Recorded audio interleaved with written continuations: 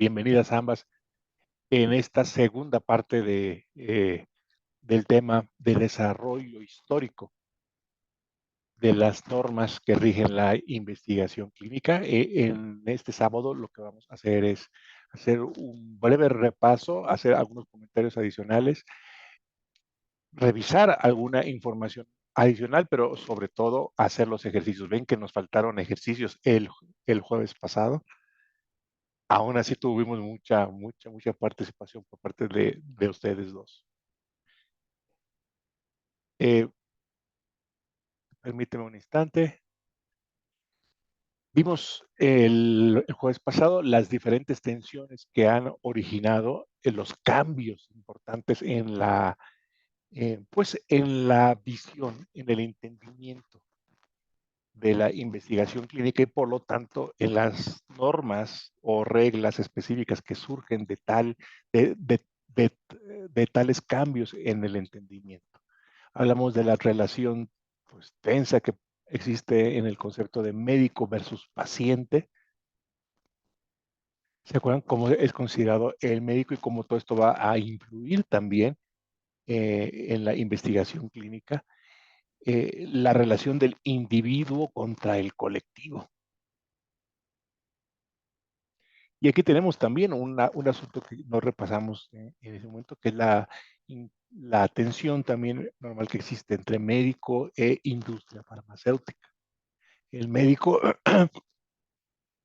que depende de que la industria farmacéutica le surta de nuevos tratamientos o que financie los estudios en los que él ha fincado su centro de investigación privado, pero a su vez la industria que necesita de la profesión médica para poder hacer circular y vender sus productos. Hablamos de la relación entre investigación por investigar, por la curiosidad científica de investigar, versus el bienestar social. Investigar, pero para que ese conocimiento redunde en un aumento o mejora de la calidad de vida.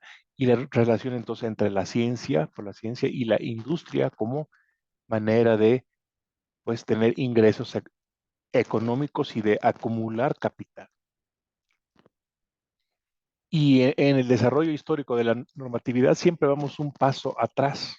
Lo ideal sería que en este gran curso de acontecimientos que va desde identificar la necesidad de un nuevo medicamento o de un mejor medicamento y luego saber si podemos hacer el tratamiento y luego enfrentarnos con los problemas que no prevíamos y tener que regular hasta el final cuando el niño ya está ahogado en el pozo, pues tendremos que tener una discusión temprana desde que surge la necesidad, previendo cómo estas nuevas tecnologías pueden implicar pues discusiones o problemas éticos y no hacerlo después ya cuando surgen los problemas, tal como vemos que sucedió desafortunadamente en el desarrollo de las, de las normas en cuanto a investigación clínica. El jueves pasado no mencionamos este hito importante en la primera formulación ética de lo que es la actividad médica, que fue el juramento de Hipócrates. Ustedes dos han escuchado de este famoso juramento que leen o se les lee o firman a los estudiantes que terminan la carrera de, de medicina, ¿verdad? Sí, sí, Sí, sí, de sí, lo acuerdo. escuché. Muy bien, pues este juramento hipocrático, pues como su nombre lo indica, nació con este gran médico de la antigua Grecia, y este es el texto original que se cree que tenía, y quisiera que lo leyéramos en silencio un minuto, 2 minutos, a ver si ustedes pueden identificar en esta declaración desde un contexto histórico tan distinto al nuestro, ya algún elemento que todavía sobrevive hasta la fecha y particularmente alguno que sea aplicable a la investigación clínica, al trabajo del médico como investigador. Yo las dejo un instante que lean en silencio y que esto me llamó la atención porque creo que está todavía vigente.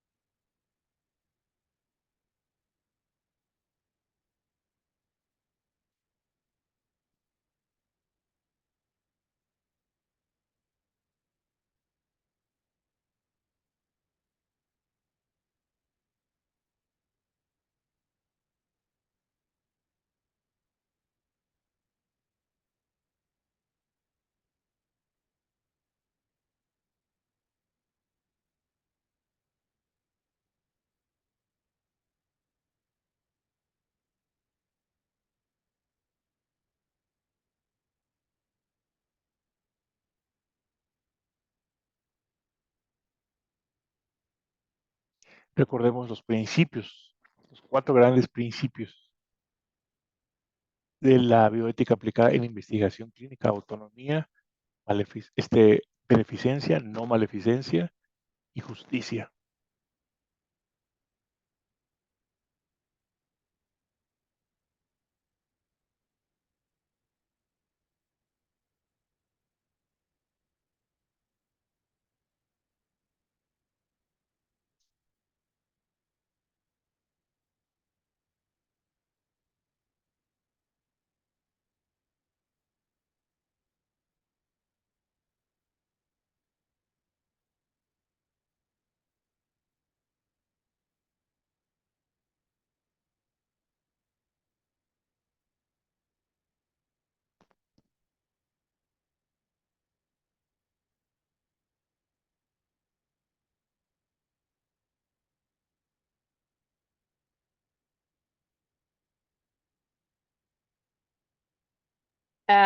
Pues yo lo que veo es lo de abstenerse de toda maldad y daño, ¿no? Que va con lo de beneficencia, no Con lo de no, maleficencia. con lo de no maleficencia, exacto.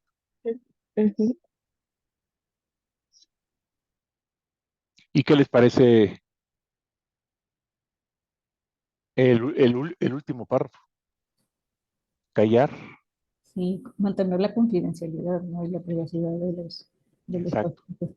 Aunque no existían datos que se pudieran fácilmente exportar, y quizá eh, eh, lo que ahora entendemos como confidencialidad de los datos no era tan aplicable, pero sí el derecho a la intimidad de las personas. Y este es el juramento hipocrático moderno. Este fue elaborado por la Asociación Médica Mundial. ¿Qué otro documento importantísimo vimos que elaboró la Asociación Médica Mundial, la WMA, World Medical Association?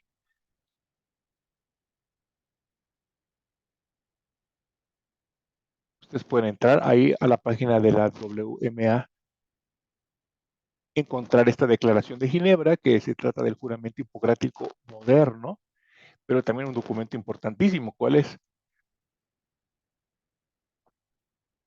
Es la declaración de Helsinki. Declaro que sí. Correcto, muy bien. Ahora veamos estos 12 elementos de la declaración de Ginebra y ahí me van deteniendo cuando descubran algo directamente asociado con la investigación clínica. Esto no fue escrito o no fue elaborado pensando en investigación clínica como tal, pero en todas las labores que el médico puede desempeñar. Dice: prometo solemnemente consagrar mi vida al servicio de la humanidad. Acá cuando lo digo, pues esto es algo muy noble, muy alto y que trasciende la profesión médica. Imagínate si todas las personas que se dedican a cualquier otro tipo de ocupación o profesión tuvieran esto como su primer principio. Yo no sé entonces qué tan específico sea para la profesión médica, pero sí me parece importante. Importante de manera suprema. Bueno, de manera suprema no. Yo diría que de manera suprema lo haré un poquito más específico. Prometo solemnemente consagrar mi vida al servicio de la humanidad de la que yo formo parte. Es decir, no podemos dar lo que no tenemos, ¿verdad? Y el médico tiene que vigilar por su bienestar físico, emocional, mental, primero para poder precisamente prestar ese servicio a otros. Luego el punto 2: velaré ante todo por la salud y el bienestar de mis pacientes. Recordamos ahí, por Ese es ejemplo, el de ajá, no sí, maleficencia y beneficencia, ¿no? sí, exacto, sí, y su responsabilidad en el bienestar y la protección de sus pacientes. Él es el primer depositario de esta responsabilidad. Y luego el 3 pues ya va directamente al principio de autonomía. Aquí ya no solo es salud y bienestar, sino autonomía, porque tú puedes procurar salud y bienestar haciendo cosas por el paciente que el paciente no está dispuesto a hacer por sí mismo. Entonces ahí estaríamos violando el principio de autonomía. Velaré por la vida humana con el máximo respeto, lo cual está pues muy conectado con el 2, pero privilegiando la protección de la vida. Punto 5 dice, no permitiré que estas consideraciones, edad, enfermedad o incapacidad, credo, origen étnico, sexo, nacionalidad, afiliación política, raza, orientación sexual, clase social o cualquier otro factor se interpongan entre mis deberes y mi paciente. ¿Hay algún otro principio de estos 4 que vemos aquí claramente conectado? ¿Podría ser justicia? Justicia, perfecto. Guardaré y respetaré los secretos que se me hayan confiado, incluso después del fallecimiento de mis pacientes. Esto va con respecto a la confidencialidad, ¿no? Y la privacidad. La confidencialidad. Ejerceré mi profesión con conciencia y dignidad conforme a la buena práctica médica. Bueno, promoveré el honor y las nobles tradiciones de la profesión médica. Estas nobles tradiciones pues tienen que ver con la cultura que se desarrolla pues, cada una de la profesión médica. Hay culturas en donde, no sé, por ejemplo, cuando se atiende a un colega no se le cobra o se le hace un descuento importante, en otros sitios no es parte de la tradición. No hablar mal de otro colega, aun cuando se disienta de él, es decir, cuando se disiente del diagnóstico o del procedimiento, el médico debe decir, yo de acuerdo con mis conocimientos, con mi experiencia, considero que lo más correcto es esto, o que lo conducente en ese momento pudo haber sido esto, pero a menos que estemos comprometidos en un asunto legal, pues no enfocarse en el ataque al colega, haciéndolo ver como, pues, como tonto o incompetente. Otorgaré a mis maestros, colegas y estudiantes el respeto y gratitud que merecen. Compartiré mis conocimientos médicos en beneficio del paciente y del avance de la salud. Aquí está un aspecto educativo de la profesión médica que vamos a ver también reflejado cuando estudiamos a los comités de ética en investigación. Entre las funciones principales de los comités hay un componente educativo.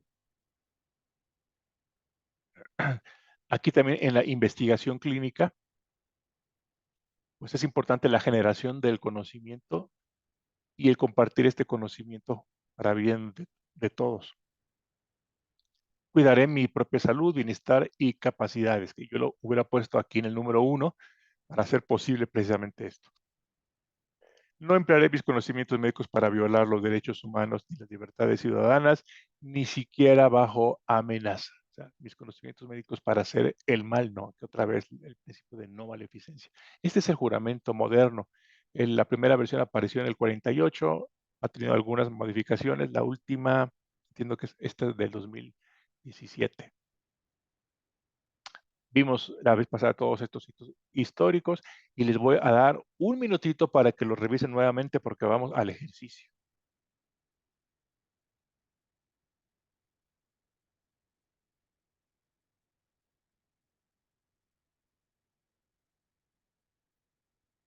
Recuerden los más relevantes, los documentos más relevantes, localícenlos ahí. A lo mejor pueden hacer como referencia a algo para alguno de ellos, como la fecha en que nacieron o la fecha en que, digo, el año en que se casaron sus papás o algún otro hito histórico que puedan asociarlo, porque vamos a ir por los más importantes en el ejercicio.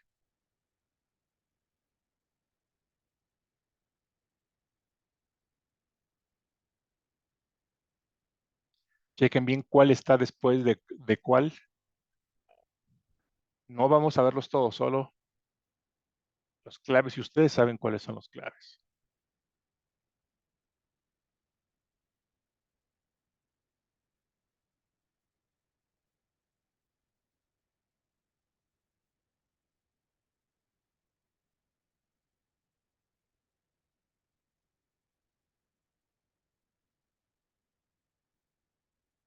¿Listas? Aquí va. Vamos a colocar en estos 5 espacios el que corresponda de esta columna. Vamos a ver.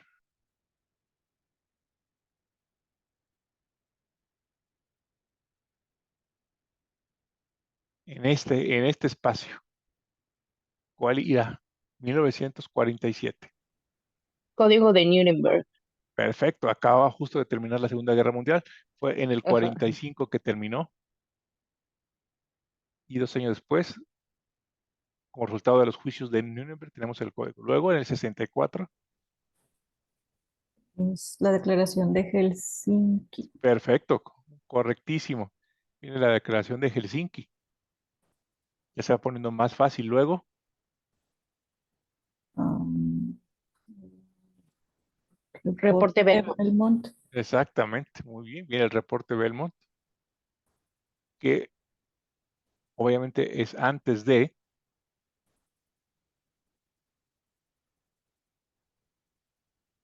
La perdón, declaración de sí, Helsinki, ¿no? aquí la primera declaración de Helsinki, no Ah, última. ok. La Ajá. última no puede ir antes que la primera. eh, Entonces ya en el 96, ¿qué será? La última versión de la declaración de Helsinki. Creo que van primero las guías de buena La práctica. CCH. Ujú. Exacto, en el 96 aquí. Y ahora sí lo más Yo reciente. la recuerdo bien porque ahí comencé yo Ah, sí.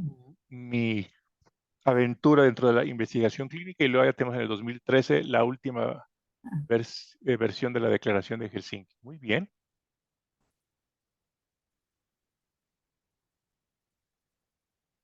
Ya vimos esto el jueves pasado, en lo que consistió, y el código de Nuremberg. Por lo tanto, eh, voy a darles también oportunidad de una última revisada para ir al ejercicio.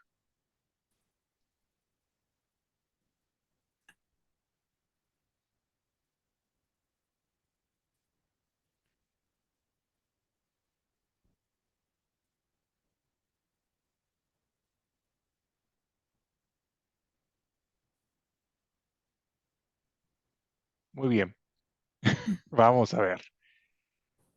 ¿Quién comienza con el primer párrafo? Para saber si debe ser las frases en verde o en rojo las que encajan ahí.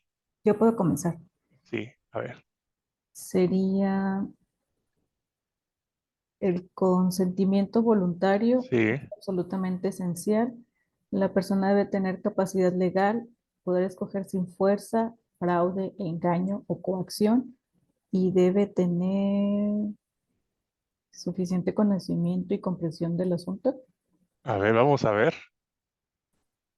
Correcto, muy bien. Ok. A, a ver, entonces, la siguiente. Voy. La responsabilidad de determinar la calidad del consentimiento informado recae en la persona que inicia, dirige o implica a otro en el experimento. Exacto, o sea, en el investigador principal, y comentábamos el jueves pasado que pues sí nos resulta, eh, pues, curioso de que no se menciona el comité de ética. El siguiente, ¿quién va? ¿Quién estuvo en el primero? Yo puedo hacer ese. Carlos, muy Hola, bien, buenos días. bienvenido. Adelante. Muchas gracias. El experimento debe realizarse para obtener beneficios para la sociedad con el menor daño posible para los participantes. En realidad es no asequibles mediante Ah, no. otros métodos. Ujú. Todos estos son Entonces, tricky, todos estos son difíciles, así los puse deliberadamente para que hiciéramos un esfuerzo un poquito mayor de reconocer qué decía originalmente el código de Nuremberg.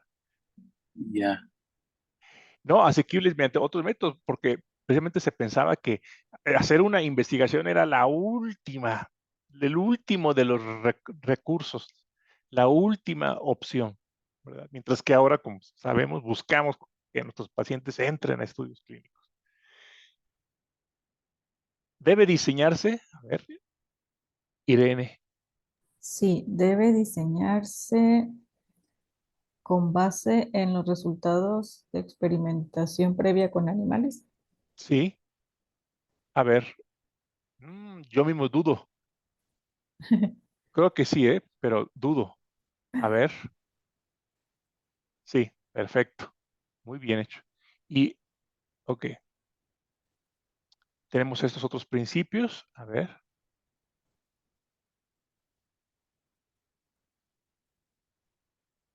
Repásenos en su mente.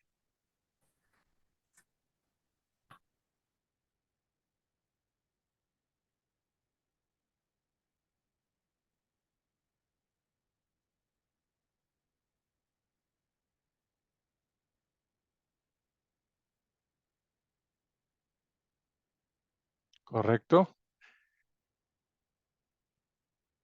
Vamos a ver. Irene Aguilar, por favor. Comience ahora usted. Ok, no debe realizarse ante el riesgo de muerte una lesión irreparable, Muy bien. excepto quizá cuando los investigadores son los mismos sujetos. Muy bien. Feo estaba eso. Ajá. Sí. Carlos, la siguiente, por favor. Tenemos que es el riesgo tomado no debe exceder el beneficio esperado para el sujeto. ¿No? Es la importancia La humanitaria importancia. del problema, exacto. Y no estuvo con nosotros el jueves pasado, pero mencionábamos que esta es precisamente una distinción entre la visión que tenía el código de Nuremberg y la visión que tenemos ahora, ¿no? En aquel tiempo era la humanidad, o sea, hace Humanidad, investigación claro. para el beneficio de la humanidad y entonces el sopesar riesgo-beneficios contra la humanidad y aquí es contra el individuo mismo, contra el sujeto que participa. Ya. Irene Barco, a ver, esta. Conducirse únicamente por personas científicamente calificadas. Correcto, correcto. Es que la bioética estaba apenas en pañales, no existían cursos de bioética. Ninguna persona en aquel tiempo podría haber dicho, pues tengo un diplomado en bioética. Lo importante era estar científicamente calificado y tener un sentido ético personal. Irene Aguilar. A ver. El sujeto, el sujeto tener la libertad de salir del estudio sin continuar el experimento le parece imposible, o si le parece imposible. Exacto. No, inconveniente, perdón. No, Sí, imposible. En aquel tiempo era imposible. imposible, exactamente. Ya cuando no pueda más, usted grite, ¿no? Haga Ah, sí, señas cierto, y cierto. lo sacamos del estudio. Ahora no es así. Ahora es cuando le parezca inconveniente, cuando no quiera, por cualquier razón. Sí. Correctísimo. Muy bien. Platicamos en forma muy sucinta del experimento de sífilis en Tuskegee. Aquí tenemos datos más concretos, que no lo vimos el jueves pasado y que les voy a preguntar entonces en la siguiente diapositiva. Así que por favor, repasen estos datos. A ver, en su mente.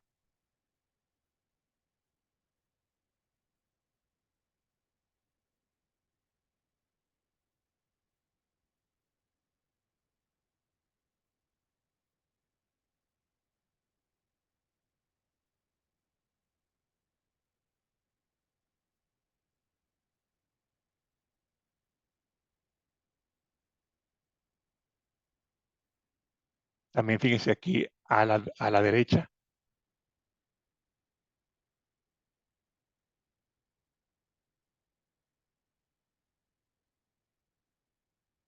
¿Hay algún dato de los que están aquí que creen que no mencionamos el jueves pasado que les llame la atención?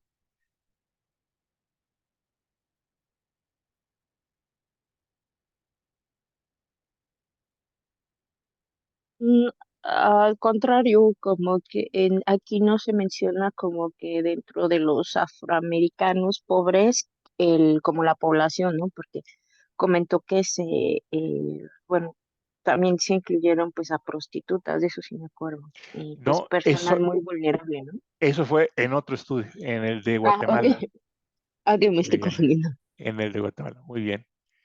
Aquí tenemos una foto real de lo que estaba ahí pasando. Eh, Se les dio placebo, fíjese. En el 47 ya estuvo disponible la penicilina. Fueron 128 muertes. Y algo muy importante, que es que el horror y la culpa llevó a la creación del informe Belmont. A ver, vamos a ver.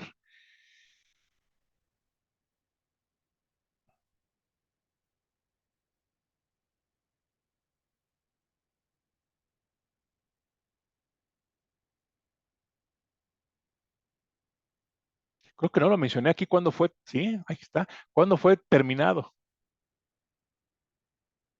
A ver, comenzamos con Irene Aguilar. Irene Aguilar.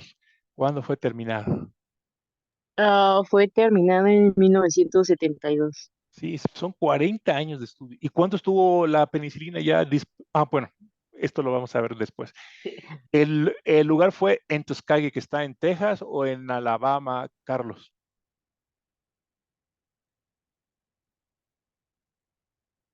Si quisieras ir al lugar de los hechos para hacer un documental, ¿a dónde irías? ¿A Texas o Alabama? Alabama, recordamos este estado por la maravillosa película Forrest Gump. Todo se desarrolla ahí. Si ustedes se acuerdan de la película, exacto, Alabama, ¿no? exacto. Y los vecinos de Forrest Gump, pues son personas afrodescendientes que viven en pequeños pueblos. De hecho, en una de las partes de la película, recuerdo que él dona o le da un cheque por una cantidad muy importante a la familia de su amigo que murió con él en Vietnam, ¿no? Muy bien. Entonces, Tuskegee, Alabama.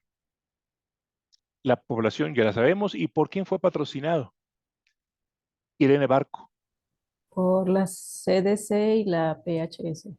Perfecto. Irene Aguilar. ¿Cuál fue el objetivo? Observar la historia natural de la enfermedad. Perfecto. Muy bien. Y entonces, Carlos, ¿qué fue lo que pasó? Se les atrajo al estudio a los potenciales sujetos, prometiéndoles que,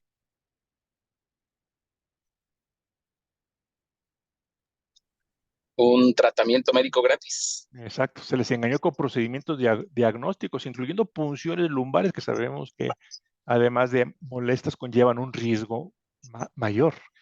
Y se les dio placebo presentándoles como tratamiento para que continuaran ellos entusiasmados de estar dentro del estudio. O sea, no placebo como parte de un grupo de control, sino placebo indicándoles que esto que les estamos dando es para sus hijos. Y no se les administró la penicilina cuando ya llegó a estar disponible. ¿En qué año estuvo disponible? En el 47. 47. Sí. ¿Eh? ¿En cuál? 47. Sí, 47. Ay, perdón. sí, exacto. O sea que estuvieron ¿cuántos años? Sí, y estuvo disponible en el 47 y terminó en el 72. Imagínense, ¿cuántos años estuvo disponible entonces ya? 30. 35, ¿no? Ujú. 35 años en que estuvo disponible la penicilina y no se les dio a estos pacientes. Irene Aguilar, ¿el estudio resultó en cuántas muertes? 128. Y Carlos, el horror y la culpa llevó a la creación de... El informe Belmont. Excelente, gracias, muy bien. Y aquí tenemos el otro, este sí, el de la sífilis en Guatemala. Vamos a revisarlo en nuestra mente.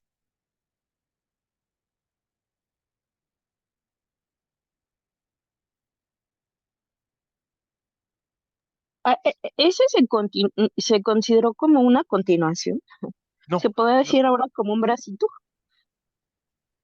no, no, fueron independientes. Digo, estaba dentro de la misma línea de investigación, pero Ajá. no es que fuera una extensión o un brazo del de Tuskegee, no.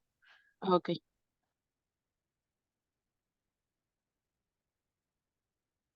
De hecho, no solo fue la sífilis, sino que se estudiaron otras enfermedades de transmisión sexual.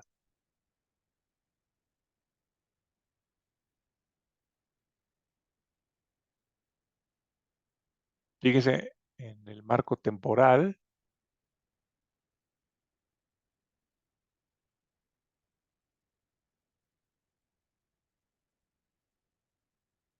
en el número de muertes,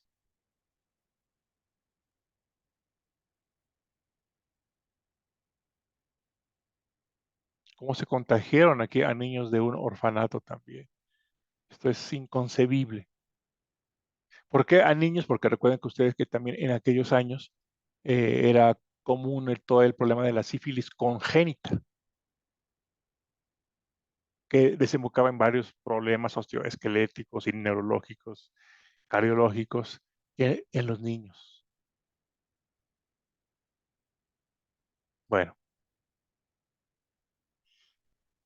aquí no tenemos este ejercicio, pero les voy a dejar esta nueva versión de las diapositivas para que cuando tengan ustedes oportunidad, chequen la conferencia tan importante que se dio en un congreso médico en Guatemala, en donde se detalla cómo es que el gobierno guatemalteco de aquel entonces permitió esto, sabía que se estaba haciendo algo incorrecto, pero recibió, pues no sé si sobornos o algún tipo de presión por parte del gobierno de Estados Unidos o fue a concesión de algún otro beneficio político. Eh, es una conferencia de 1 hora, pero aquí les pongo el momento que considero más importante que recuerdo. Así que, pues aquí son nada más unos 13 minutos que me gustaría que lo checaran cuando tengan oportunidad. Sí, muchas gracias. Y pues esta persona del Instituto Rockefeller, que pues han también sido grandes impulsores para bien y no siempre para bien de causas de la humanidad, dijo, va contra la ley hacer muchas cosas, pero la ley guiña el ojo cuando un hombre respetable hace un experimento científico. Y si no fuera porque la ley ocasionalmente guiñe el ojo, realmente no se progresaría en la medicina. En pocas palabras, esta es una forma algo florida, algo elocuente de decir que el que no tranza no avanza. Si la medicina no tranza, si la investigación clínica no tranza, no avanza. Es Entonces, como queriendo y decir que el fin justifica los medios, ¿no? así es. Manera. Entonces, pensemos que es por eso que vemos tantas y tan profundas tragedias en la historia de la investigación clínica. Porque si el nombre del investigador principal era, pues, era respetable, conocido por sus contribuciones científicas, entonces prácticamente se le da un cheque en blanco o al menos medio en blanco para hacer ciertas cosas. Y esto puede continuar pasando. Cuando tenemos presiones de que necesitamos acabar con una enfermedad y quien va a hacer la investigación es una persona o entidad respetable, se pueden hacer cosas que den un salto, que se den la vuelta a ciertas normas. Existe una manera estructurada de hacerlo, por ejemplo, que es la concesión por parte de la FDA de una licencia para uso de emergencia, como pasó cuando. Con el COVID. Con el COVID. Exactamente. Entonces, sin tener todavía los resultados finales, sin un análisis tan meticuloso y con el tiempo necesario como se daría en otras circunstancias, pues se concedieron licencias para el uso de vacunas con resultados preliminares que salvaron muchas vidas. Esta fue una medida que salvó muchas vidas, pero que también ahora estamos des descubriendo que pues, no permitió que se observara con claridad pues, todos los eventos adversos a corto y largo plazo que se podrían producir. De no haber sido porque estamos en una pandemia con un virus que no conocíamos y que llevó a la paralización de la economía mundial y a la necesidad urgente de hacer algo, posiblemente no se hubieran aprobado todas estas vacunas o no para todos los grupos de población.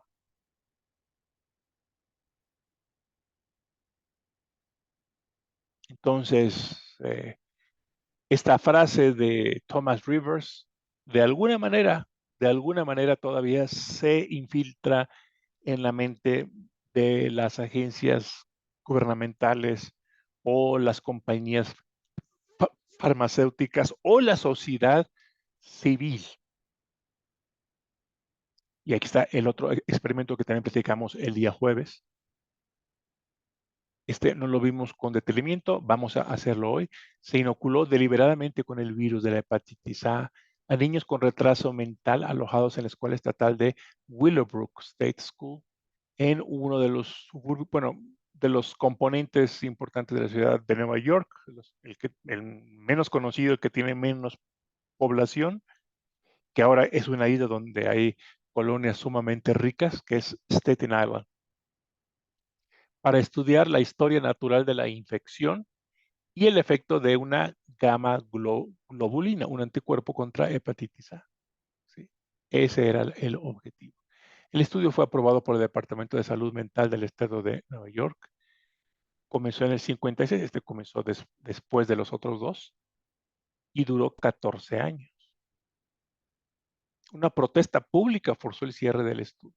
Pero chequen quién está detrás o en este caso de la aprobación de estudios de este tipo. Se intentó justificar el acto argumentando que los niños estaban expuestos tan frecuentemente a la hepatitis A en la institución que tarde o temprano iban a contagiarse y que era mejor que se contagiaran en condiciones más controladas, ¿no? Bajo la mirada de los investigadores. Entonces, si ya se van a enfermar, pues enfermémoslos de una vez.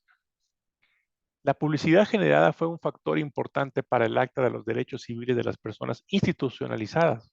Entonces, otra vez aquí tenemos el caso de después de niño ahogado se tapa el pozo y será difícil desprendernos de esta tendencia porque los avances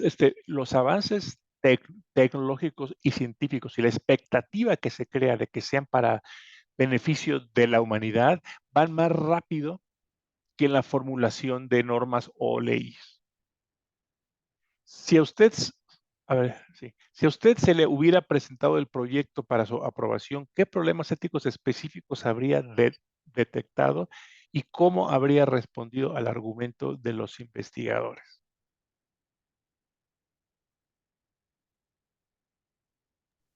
Pues no se está respetando el principio de no maleficencia porque deliberadamente los están enfermando, Claro, haciendo un daño a las personas. sí, posiblemente el 80%, vamos a poner una cifra altísima, no sé, posiblemente el 80% de los niños que ustedes inocularon se iban a infectar de todas maneras por hepatitis A, pero no el otro 20%. Están ustedes induciendo una enfermedad, están causando un daño, así sea a una sola persona, a uno solo de ellos, que no se causaría de no ser por la participación en el estudio. Entonces, el principio de no maleficencia, por supuesto que está aquí siendo violado. Y se está violando este principio en población especialmente ¿qué? Vulnerable.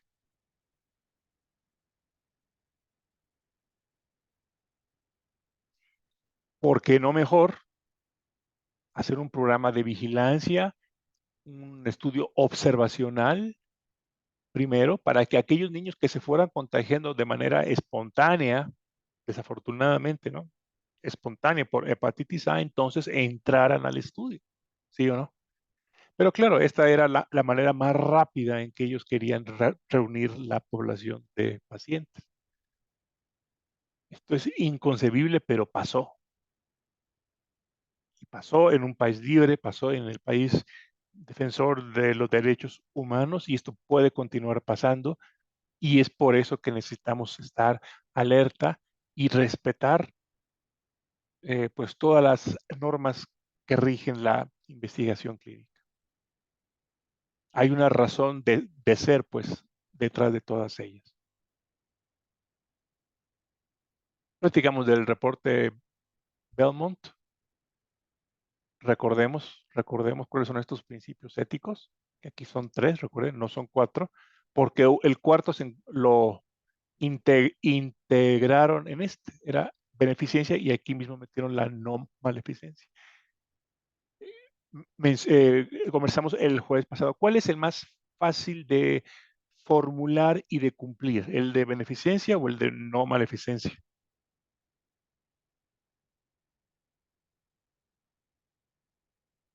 ¿Cuál es aquel que directamente sabemos de qué se trata? Y por lo tanto, como lo podemos visualizar con claridad, podemos también cumplirlo mejor. ¿Beneficencia o no maleficencia? Beneficencia. Pues no, el primero es el no maleficencia. Por- Es no hacer daño. Pero qué tanto ok, bien, ok. exacto, pero qué tanto bien hacerle a los pacientes, ¿no? Se puede convertir en un barril sin fondo, en donde ya los límites están menos claros. Una forma rápida de concebirlo es, bueno, una cosa es que no empujes a quien no sabe nadar a la alberca, y, y que digas, bueno, yo no lo empujé, eso es clarísimo, ¿no? Otra cosa es que te metas a la piscina para rescatarlo, porque ahí ya depende, pues, qué tanto sabes nadar tú, ¿no?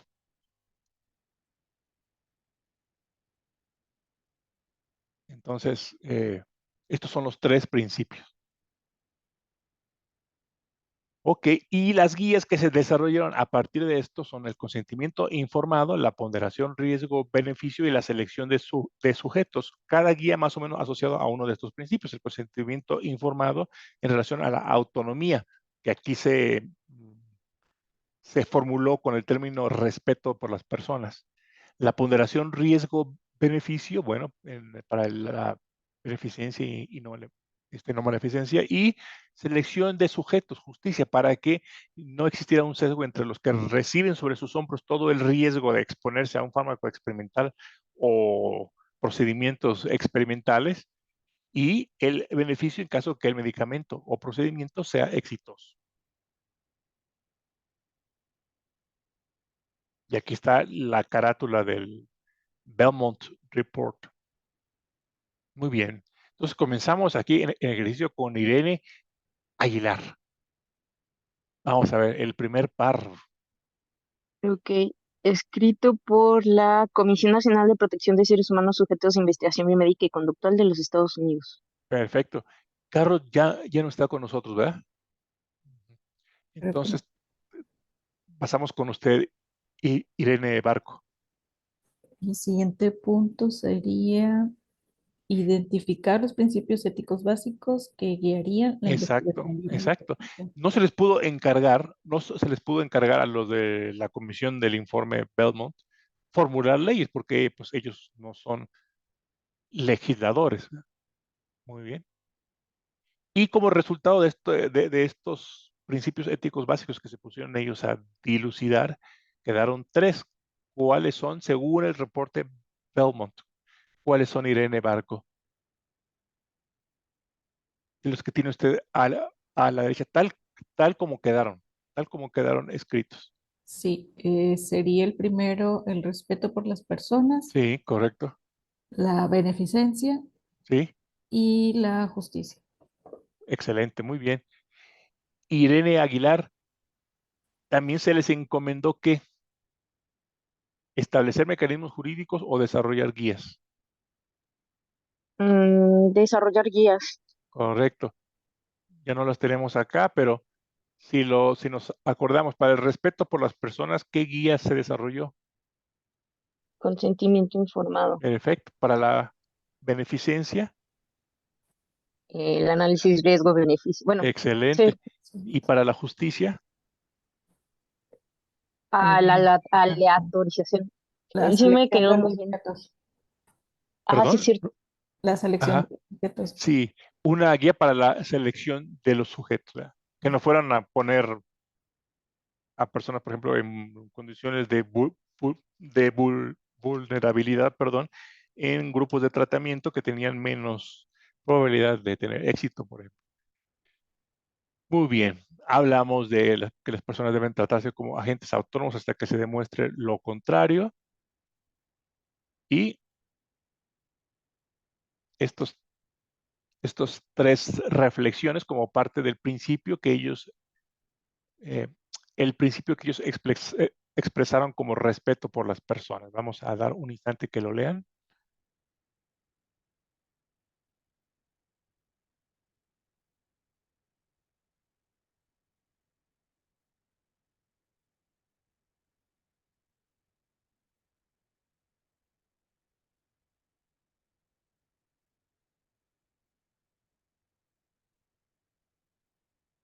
¿Listos? Sí. Muy bien. Ahorita vamos a verlos después. El respeto por las personas. Continuamos con el asunto de la autonomía que se denominó respeto por las personas.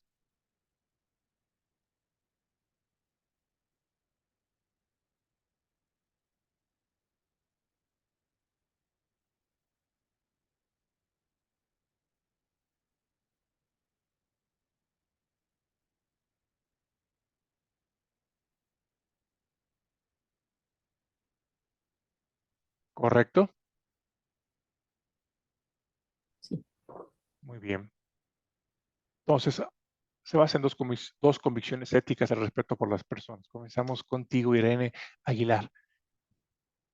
Las personas deben tratarse como agentes autónomos. Correcto. Irene Barco. Dice, las personas con autonomía disminuida tienen el derecho de ser protegidas. Muy bien. Irene Aguilar. Una persona es autónoma cuando es capaz de reflexionar sobre sus objetivos personales o- y de actuar bajo la Sí, dirección de tal de reflexión. actuar exactamente. Si yo digo que quiero esto y hago cosas para obtenerlo o que son compatibles con obtenerlo. Ok. Muy bien. Ya se incorporó con nosotros otra vez Carlos. Carlos, a lo mejor Sí, no tuviste disculpa. oportunidad de leer las reflexiones resultantes bueno, que están expresadas en el reporte Belmont, pero si puedes, por favor, hacer tu esfuerzo aquí para este último párrafo. Respetar autonomía. Respetar autonomía significa escuchar con atención Ujú. las Pues opiniones, en realidad es darle darle peso. peso a las opiniones, que es todavía más fuerte que escuchar con atención. Estoy totalmente de acuerdo Ya, contigo en que el primer paso sería escuchar con atención. Y en ocasiones esto no incluye escuchar, sino quizá leer algo que la persona escribe o escribió días antes de que pudiera la capacidad de expresarse, ¿verdad? O que comunicó a través de la familia. Por eso dar peso es más profundo y abarcante. Así es como se ya. formula en el reporte Belmont, dar peso. Y abstenerse de, Entonces, abstenerse de obstruir sus acciones. correctísimo, a menos que Ajá. sean claramente perjudiciales Para otros. para otros, correctísimo, correctísimo. Muy bien, gracias, Carlos. No, Y gracias. tenemos entonces Irene Aguilar. Todo ser humano es capaz de autodeterminación. Pues no, no todo ser humano es capaz de autodeterminación, como los niños, como las personas con discapacidad mental. ¿Sí? No todo ser humano, Ok. correcto. Y entonces tenemos a Irene Aguilar. Digo, sí, ¿verdad? O Barco. No mames. No, creo que sigo yo. Barco. Sí. Sí, perdón, que me confundí. Sí, el siguiente dice, el grado de protección que se le debe de ofrecer depende de el riesgo de daño y la probabilidad de beneficio. Exacto. Hay que hacer un balance, hay que sopesar riesgo de daño y la probabilidad de beneficio. Así es. Mientras mayor sea el daño que se puede causar, pues vamos a exigirle un grado de autonomía mayor para realmente darle chance que él actúe sin obstruir sus acciones. Y tenemos entonces, ¿quién seguiría? Carlos, el juicio sobre la autonomía. Juicio. El juicio sobre la autonomía limitada de una persona debe hacerse sí, debe hacerse antes del estudio, ¿no? Y sostenerse. Si cambió durante la duración de este. Sí. En realidad debe reevaluarse ¿Reevaluarse? periódicamente y en diferentes situaciones, claro. Lo que quise poner en verde es que una vez que se hace antes del estudio, se sostiene, ¿no? Se sostiene aunque Ya. haya cambiado, pero no, ¿no? Sí, sí, debe ser antes del estudio, pero debe estarse reevaluando periódicamente, porque puede haber cambios en en la capacidad de autonomía de este paciente, sobre todo cuando estamos hablando de alguna condición metabólica, vascular, que impedía pues que comprendiera los pros y contras del estudio en el que está, ¿no? También hay otras enfermedades neurodegenerativas en donde hay días en que el paciente está mucho más lúcido que otros. Y esos días en que está mucho más lúcido, pues tenemos que aprovechar para hablar con él y decirle en las circunstancias en las que se encuentra y obtener su visto bueno para continuar. En vez de pensar, bueno, ya nos dijo que sí cuando estaba mal, o su familia, perdón, cuando estaba mal, su familia dijo que sí, y ahora que el paciente está bien, pues se friega porque ya la familia dijo que sí, y mejor nos continuamos hasta el final del estudio. Muy bien. Tenemos el otro principio del reporte Belmont, que es el principio de beneficencia, que es por eso que les he dicho que puede ser un barril sin fondo, porque al paciente se le pueden dar una cantidad de beneficios enormes. No causar daño, aquí quedó incluido el de no maleficencia, pero luego el de beneficencia como tal es maximizar los beneficios y minimizar los daños posibles. En el libro, que es el libro clave del principialismo, el que le estaba contando de Childress y Beauchamp, sí se parte este principio de beneficencia, se separa entre el de no maleficencia y el de beneficencia pura, precisamente porque la delimitación de ambos es completamente distinta. El compromiso que se hace hacia ambos es distinto.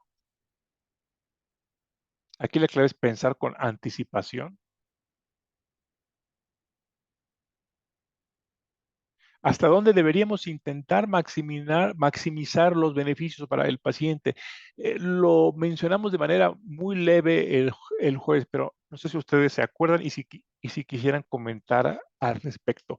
¿Qué tanto debemos hacer por los pacientes? ¿Hasta dónde? Porque si es hasta donde se pueda, ok, hasta donde se pueda, pero ¿qué significa hasta donde pueda el paciente, hasta donde pueda el médico, hasta donde pueda el país? ¿Qué es eso de hasta donde se pueda en términos prácticos?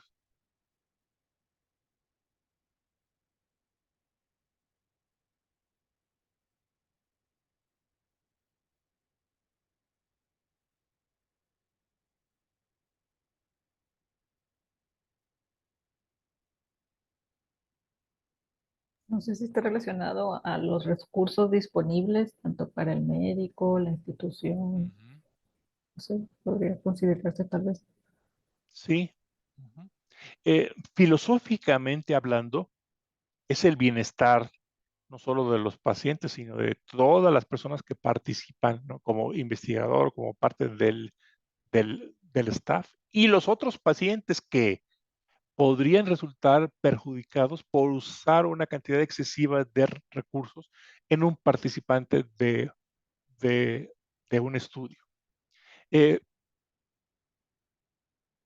Frecuentemente pensamos, es que no se puede porque el presupuesto es tal, ¿no? Pero claro, siempre se puede de manera teórica si, no sé, si los miembros del staff del estudio estuvieran dispuestos a donar parte de su sueldo, ¿no? O a juntar recursos o a vender algún tipo de activo que tiene el centro de investigación con el fin de que ese paciente que vive, no sé, en Tijuana, tomara un vuelo hasta la Ciudad de México o hasta Monterrey para su visita, para la visita que le toca, ¿no? O para que lo acompañara el familiar.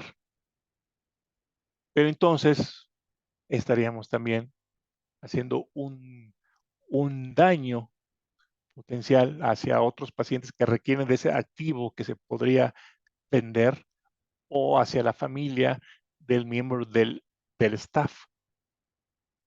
Entonces, la protección de nuestro propio bienestar y del bienestar de las otras personas que no son parte del estudio, pero que están bajo nuestro cuidado, ese es un límite, pues, que yo puedo considerar natural para la beneficencia y para que no se convierta en este barril sin fondo. En cuanto a la justicia, ya nos damos cuenta que la justicia se puede valorar bajo diferentes criterios, pero que el propósito general es que exista una distribución equitativa de los riesgos y los beneficios para que no queden ciertas personas vulnerables del lado de los riesgos y los ricos que podrán comprar el fármaco del lado de los beneficios.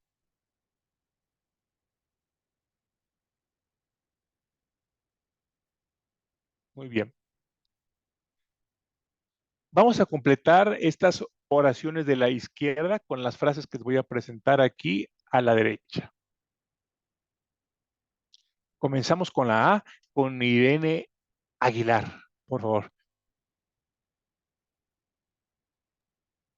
La selección de sujetos debe hacerse en base a criterios que tengan que ver con... ay, Bueno, ¿qué les parece si vamos atrás unos instantes? Un minuto para que chequen esto, ¿ok? sí. Un minuto.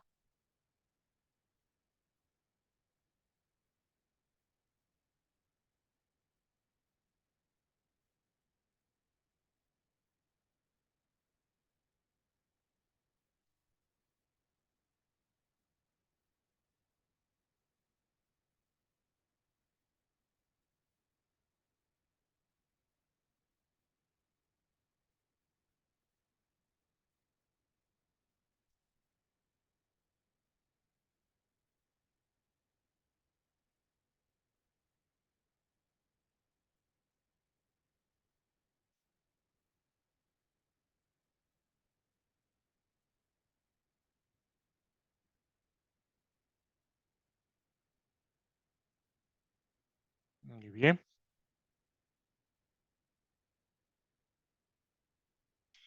Muy bien, Irene. Entonces, la selección de sujetos debe hacerse con Ujú. base a criterios que tengan que ver con...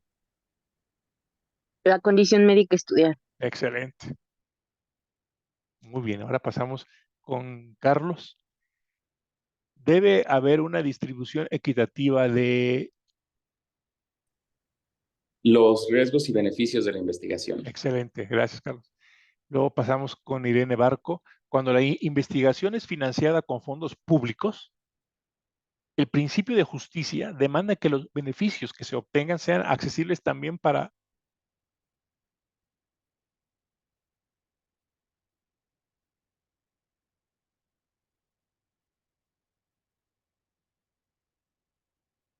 Ah, perdón, no quité el, disculpe.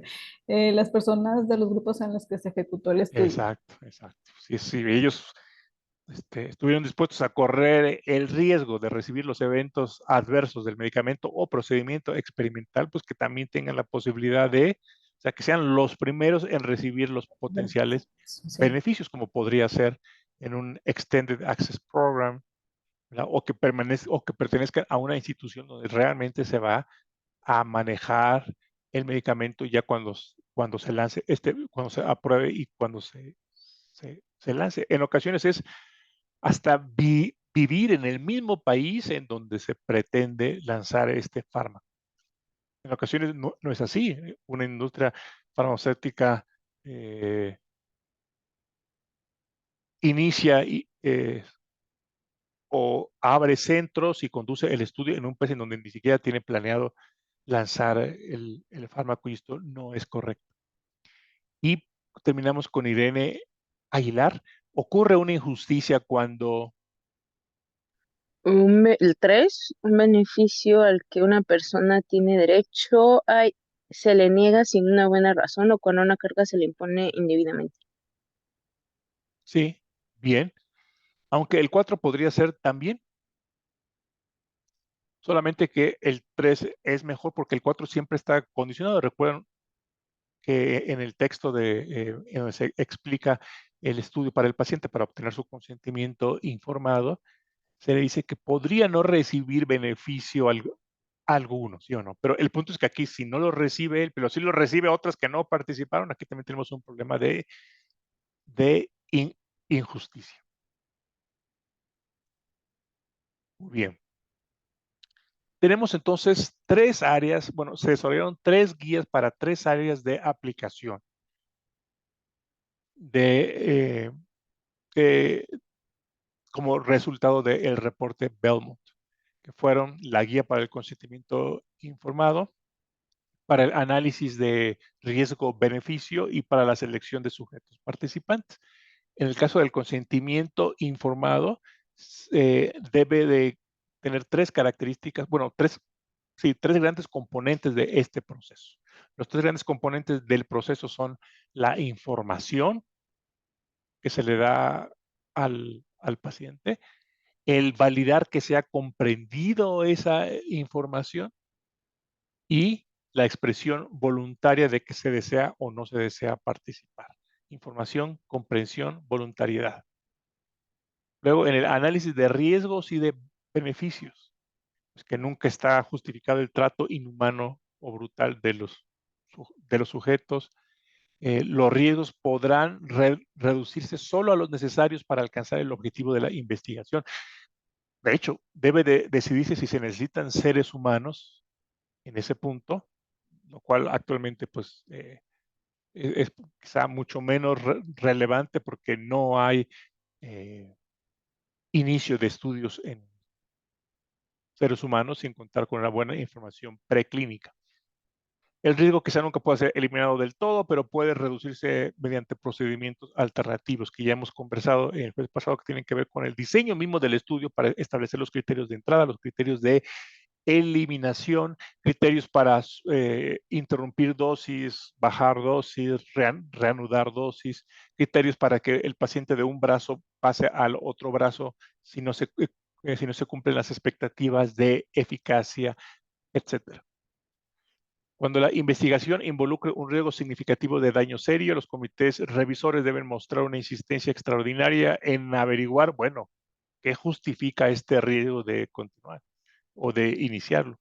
Cuando están implicadas poblaciones vulnerables, debe demostrarse que es apropiado involucrarlos y los riesgos y los beneficios relevantes deben estar claramente expuestos en el protocolo y, por supuesto, en el formato para obtener el consentimiento. A ver, ¿cuáles son los elementos de este proceso de consentimiento informado según el reporte Belmont? Irene Barco. Esta vez vamos a comenzar con usted, Irene Barco. Sí, los elementos del consentimiento sería, Los elementos de este proceso, los componentes de este proceso. Piénsalo como un proceso, ok, no como un texto. de acuerdo. Sería información, comprensión y voluntariedad. Excelente, muchas gracias. Muy bien, vimos la declaración de Helsinki.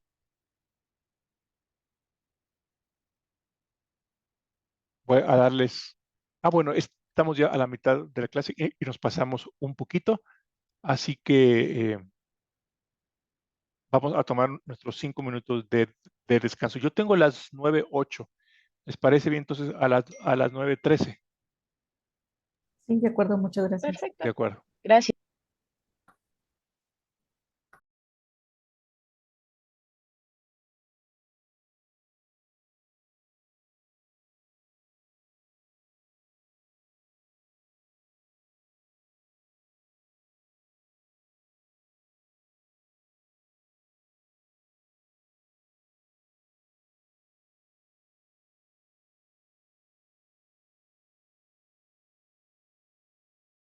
Entonces, gracias. Vamos a tomar unos instantes para repasar los principios generales de la Declaración de Helsinki que vimos el jueves con los ejercicios. Entonces, un minuto, por favor, para que lean estos 7 principios. Recordamos que los 3 primeros no los tocamos porque eran solamente introductorios.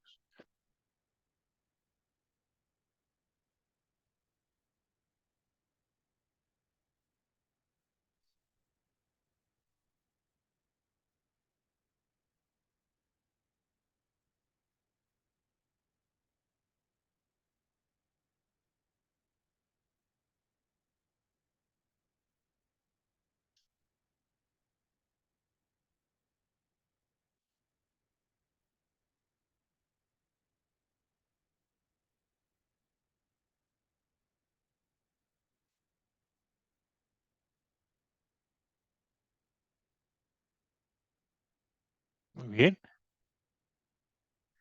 Entonces comenzamos contigo, Irene Aguilar. Ok. El deber del médico es promover y velar por la salud, bienestar y derechos de los pacientes, incluidos los que participan en una investigación médica. Los conocimientos y los intereses del médico han de subordinarse no, y la conciencia del De la médico conciencia. han de subordinarse al cumplimiento de este deber. Exacto. Es decir, que nadie podría Ujú. decir, soy una persona que hace objeción de conciencia en algo que va a causar daño al paciente. Ok. Muy bien. Y entonces, la siguiente, por favor, Y, Irene Barco. y el propósito principal de la investigación médica en seres humanos es comprender las causas, evolución y efectos de las enfermedades y mejorar las intervenciones preventivas, diagnósticas y terapéuticas. Exacto. Entonces, no es mejorar las condiciones de salud y bienestar del sujeto participante, pues no. Exacto. No. Ese es el objetivo de la atención médica, pero no de la investigación clínica. Muy bien. Una pregunta.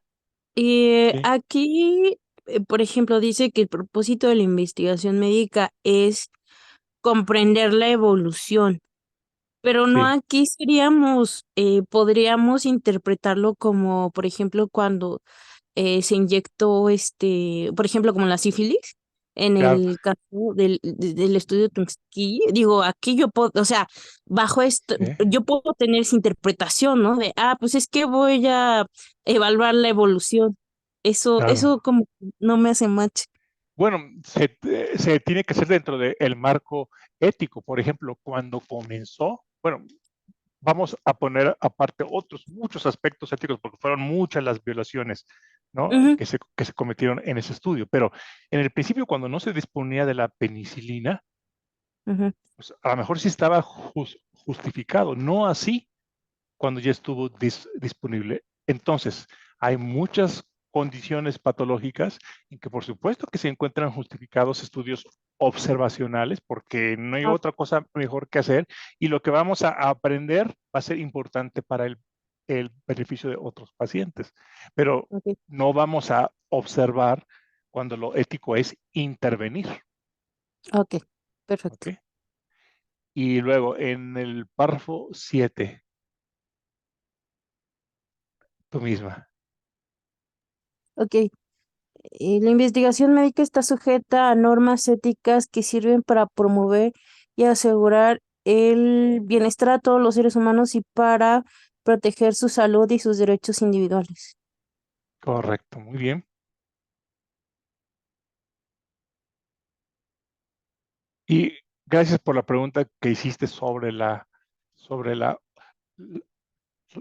observación, que es un componente importante también de la labor científica. Observar cómo se desarrollan las enfermedades cuando no se puede intervenir en ellas. Muy bien. Aquí tenemos disculpen, estos principios 8 y 9 para que los veamos en silencio.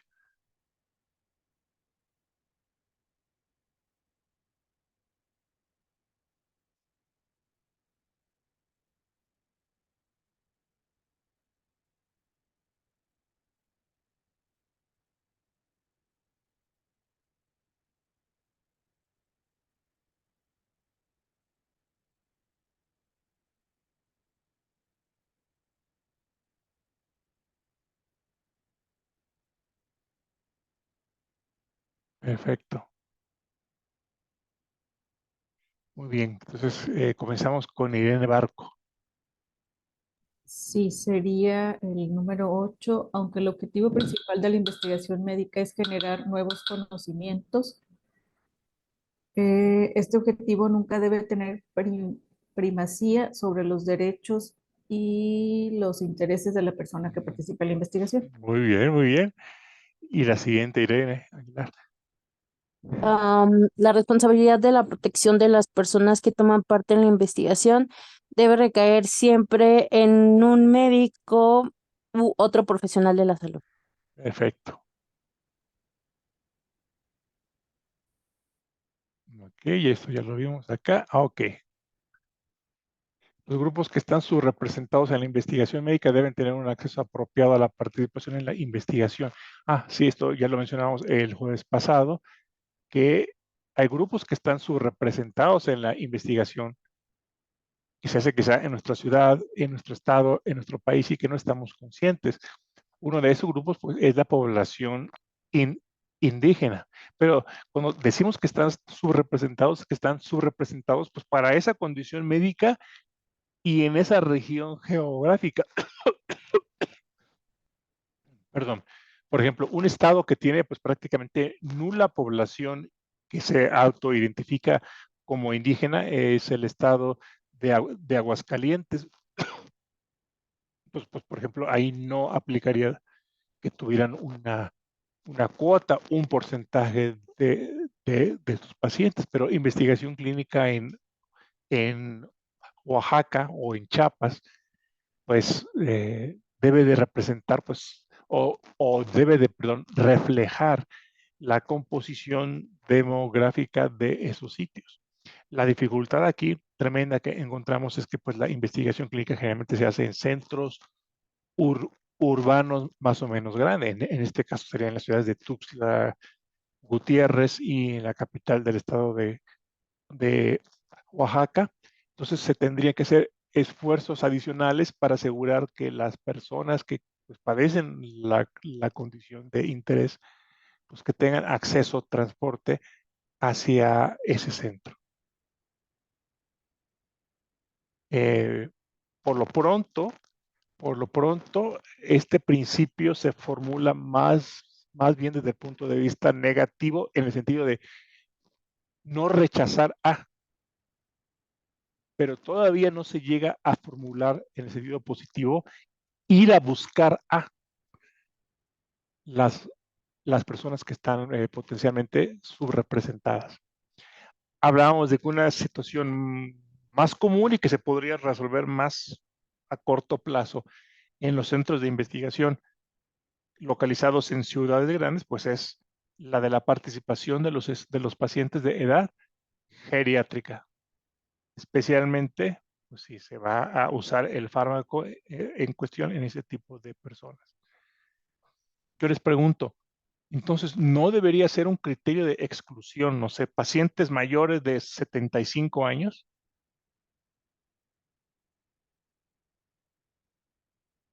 porque el investigador puede decir, pues, ¿cómo voy a meter personas de 79, 82, 85 años cuando ellos tienen mucha más comorbilidad? Pero si el fármaco va, por ejemplo, para esa población, pues entonces sería la población objetivo, ¿no? Exacto, exactamente. Además, en los criterios, si lo que preocupa es ciertas comorbilidades, pues entonces pongamos en los criterios de exclusión esas comorbilidades, pero no la edad como tal. Una persona de 80, 80 puede estar mucho más sana que nosotros. ¿Ok? Sí. Que no sea la edad per se el criterio de exclusión.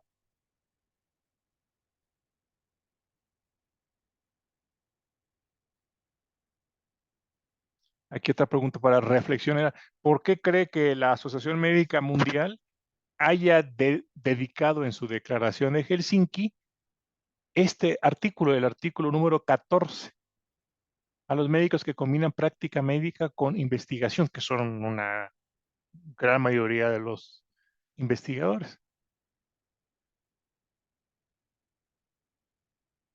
¿Por qué se tomó la molestia en hacer este artículo 14?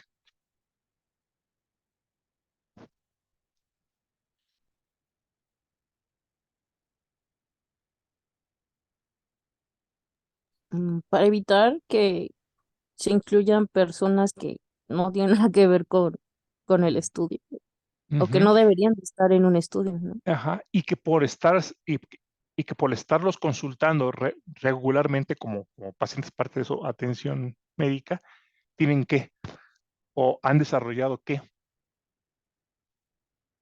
Confianza. Exacto, una confianza y en algunos casos inclusive una relación de dependencia, ¿no?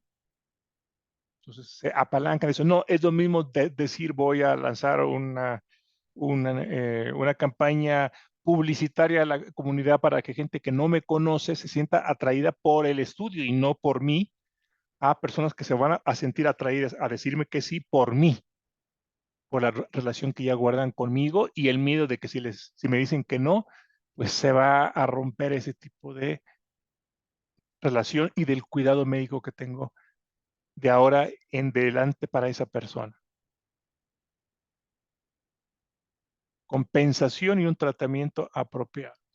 ¿Cuál es la diferencia aquí entre las palabras compensación y las palabras tratamiento?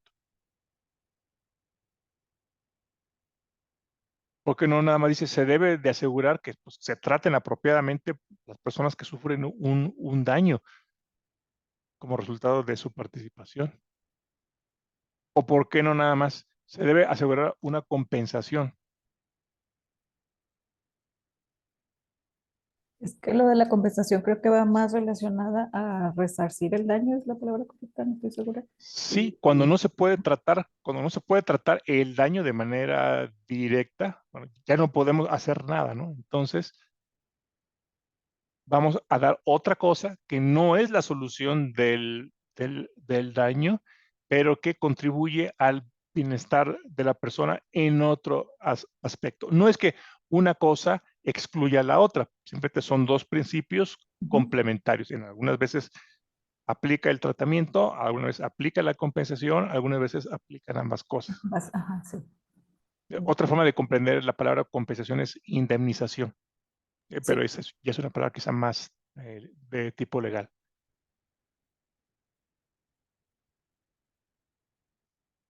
Ok, muy bien. Estos dos principios, el 15 y el 16. Comenzamos con Irene Aguilar. Eh, Se debe asegurar Ujú, un tratamiento apropiado. mm, No, se debe asegurar. asegurar una compensación y Sí, tratamientos apropiados para las personas que sufren daño durante su participación en la investigación. correcto. Aquí creo que te fuiste con la finta porque le puse un en vez de una, ¿verdad? Ahí voy a ver para la actualización de la diapositiva que ponga un tratamiento o una compensación y tratamiento. Muy bien. En la 16, Irene Barco. La investigación médica en seres humanos solo debe realizarse cuando el beneficio para el participante es mayor que el riesgo y los costos para la persona que participa en la investigación. Correcto. Muy bien. Aquí con el principio de justicia, recordemos que es una cuidadosa comparación de riesgos y costos para las personas en comparación con los beneficios para ellos y para otras personas también o los grupos afectados, pero comenzando con ellos. Y que los riesgos deben ser monitoreados, evaluados y documentados, no solamente estimados al principio. Estos riesgos pueden variar conforme cambie la evolución de la enfermedad en el paciente o su respuesta al tratamiento o surja nueva información sobre estos riesgos. Entonces, por eso tienen que estar constantemente monitoreados, evaluados y documentados. Irene Barco. Ay, perdón, había quitado el micrófono. Se deben implementar medidas para reducir al mínimo los riesgos. Ujú, Los sí, riesgos deben ser monitoreados, evaluados y documentados sí, por el investigador continuamente. Sí, así es. Muy bien. Ujú. Ah,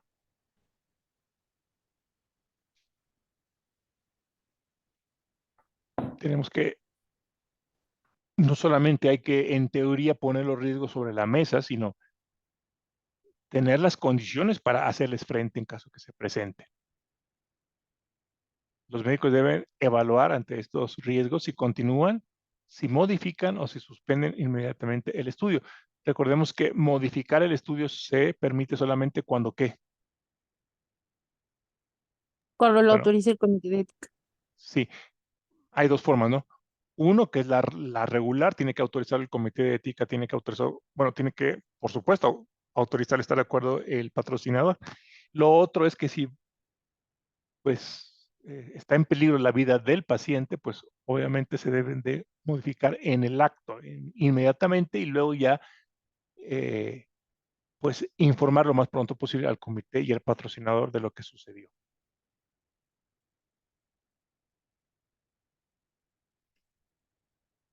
Todos los grupos y personas vulnerables deben de recibir protección específica para la vulnerabilidad en cuestión.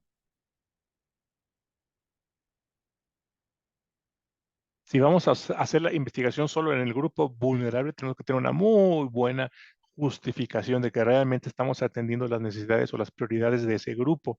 Y además ese grupo pues tendrá que beneficiarse del conocimiento derivado de la investigación. Por ejemplo, del lanzamiento, comercialización de un fármaco. Muy bien, comenzamos aquí con Irene Barco. Dice, todos los grupos y personas vulnerables deben de otorgar su consentimiento informado. ¿Sí? No, no, no, no. Porque el otorgar su consentimiento informado Esa es es otra. tanto para las vulnerables como Sí, para tiene las razón. no Sería recibir protección vulnerables. específica. Ujú. Exactamente. Y Irene Aguilar. La investigación médica en un grupo vulnerable solo se justifica si la investigación responde a las necesidades o prioridades de salud de este grupo. Ujú, Y la investigación no puede realizarse en un grupo no vulnerable. correcto. Además, Ah, además, este grupo deberá poder beneficiarse del conocimiento que se derive de la investigación. correcto. Nos recordamos que debe haber una bibliografía científica que respalde el inicio de la investigación, incluyendo pues todos los datos generados a partir de investigación preclínica y no clínica, y se debe cuidar también el bienestar de los animales utilizados en los experimentos. Este pues, fue un párrafo ahí, se agregó en una de las últimas, o en la última versión de la Declaración de Helsinki, pues más bien para servir como puente o conexión a la buena práctica en investigación animal.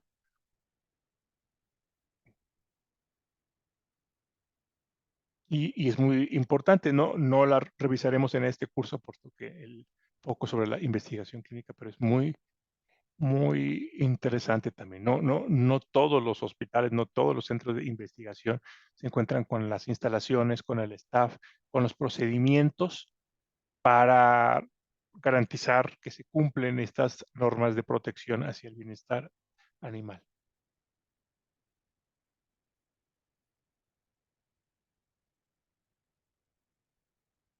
Hablamos de estos elementos que debe indicar el protocolo o bien documentos que se anexen al protocolo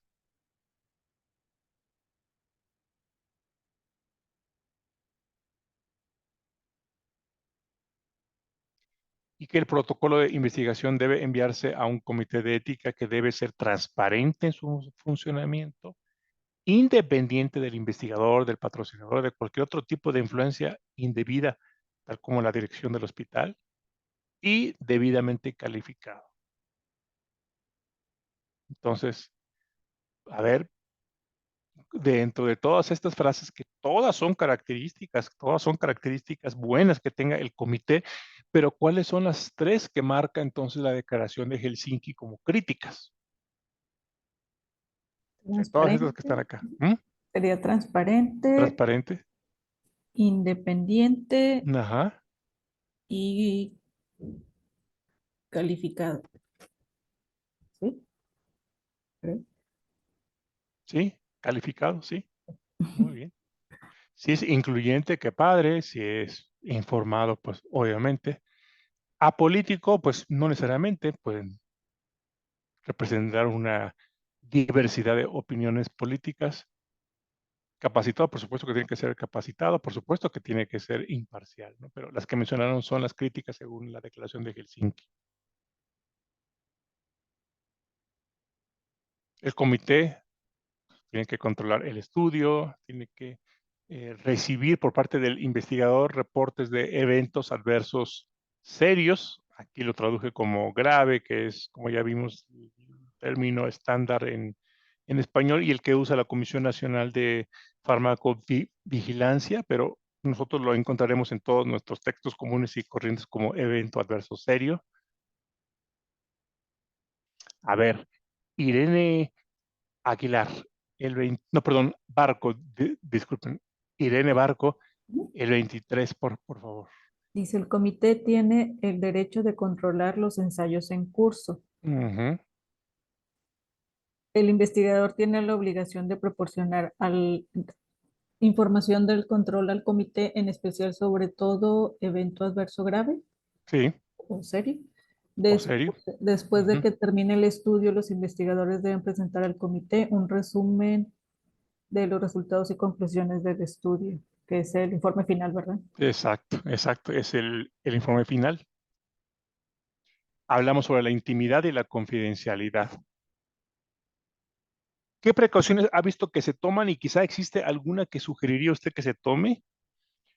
Adicionalmente, ¿cuáles son las normales que han visto que se toman en los centros? Para la confidencialidad, Ujú, o la intimidad.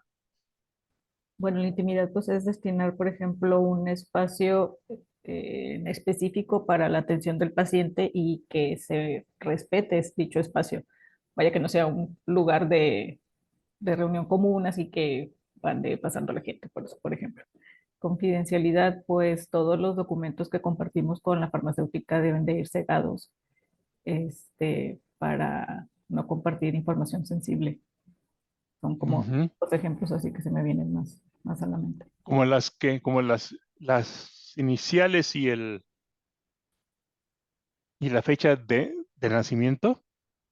Por ejemplo, en caso de un evento adverso serio, que se comparte mucha información con el patrocinador en cuanto a reportes de laboratorio, estudios de imagen, etcétera, que vienen con los identificadores del paciente, nombre, Ujú, edad, fecha de nacimiento, incluso el nombre del médico, la firma del médico que lo atendió, etcétera, pues todo eso debe de cegarse antes de ser enviado al patrocinador. ujú. Recuerdo bien un investigador principal, reumatólogo, que me decía, yo junto a mis pacientes en una sala para proponerle el estudio colectivamente y recabar las firmas sobre el documento de consentimiento informado colectivamente. Así es mucho más rápido. Primero, mucho más rápido. Dos, pues todos escuchan la misma explicación. No le explico a unos ciertas cosas que se me olvide con otros. Tres, todos tienen la oportunidad de formular preguntas porque precisamente por la duda que formula uno, se anima el otro para hacerlo o le despierta una duda que no se le había ocurrido. Cuatro, se da cuenta de que no está solo, no está algo ahí oscuro que se le propone a esa persona, sino que hay varios que van a ser sus compañeros durante el transcurso del estudio.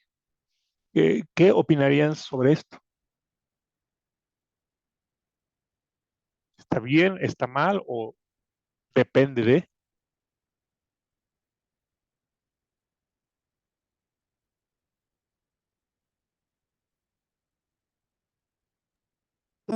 Pues no se respetaría la intimidad, ¿no? De cada paciente, pero la parte de confidencialidad Y esta va una pregunta, eso sí no sé. ¿La podría yo, por ejemplo, dentro del grupo, los podría hacer que firmen un acuerdo de confidencialidad para que no digan lo que están oyendo en esa reunión? Buena pregunta. A todos los pacientes a los que se les da un texto donde Ujú. se les explica los propósitos del estudio para obtener su consentimiento informado, recuerden que hasta se lo pueden llevar a casa, ¿no es cierto? Lo pueden compartir con el tío, con la comadre, con el amigo. Y yo no recuerdo haber ninguna cláusula dentro del consentimiento mismo que limite eso. En teoría, podrían publicarlo hasta en sus redes sociales. Por lo tanto, desde el principio, el patrocinador y la institución saben que la información que está ahí es una información que desde el principio puede ser hecha pública. En muchas plataformas, bueno, o para muchos estudios, como ustedes entran a la plataforma de clinicaltrials.gov, encuentran una descripción del estudio. Sí, está Entonces, súper. sí, el formato para obtener el consentimiento informado no obtendrá detalles sobre la molécula que se presten a una violación de la patente. Tampoco incluye información sobre los planes estratégicos para el desarrollo de este fármaco, incluyendo otros estudios clínicos. Entonces, desde el principio se trabaja bajo la premisa de que este paciente conoce la información que debe conocer y que está escrita ahí y que podría ser vista y leída por personas que estén a su alrededor. Por lo tanto, no se le pide que firme un acuerdo de confidencialidad. Caso distinto, por ejemplo, a los miembros del comité de ética que no solo tienen acceso pues, a ese documento, sino al brochure, en donde hay muchísima información altamente confidencial y el protocolo mismo.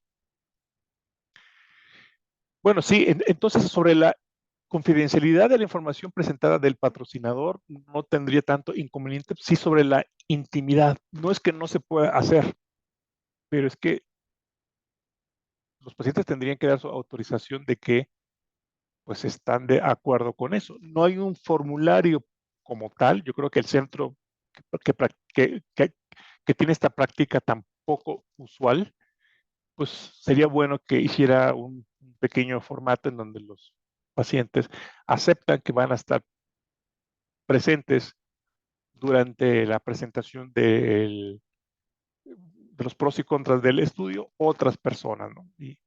Y solo aquellos que estén de acuerdo, pues meterlos en ese grupo y que sepan también, y que esté documentado ahí, que tienen el derecho absoluto de tener conversaciones privadas, además de la colectiva. O sea, que si ahí sintieron pena de hacer una pregunta, pues que pueden tener esa conversación privada. Porque así como se pueden animar, como me decía el traumatólogo, a hacer nuevas y mejores preguntas, puede ser también que se callen otras porque están asociadas a alguna situación muy personal de, de trabajo, de familia o de salud.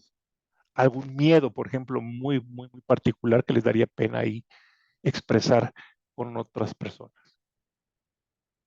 Entonces, se puede siempre y cuando estuviera de acuerdo esta persona con las implicaciones de eso y se documentara.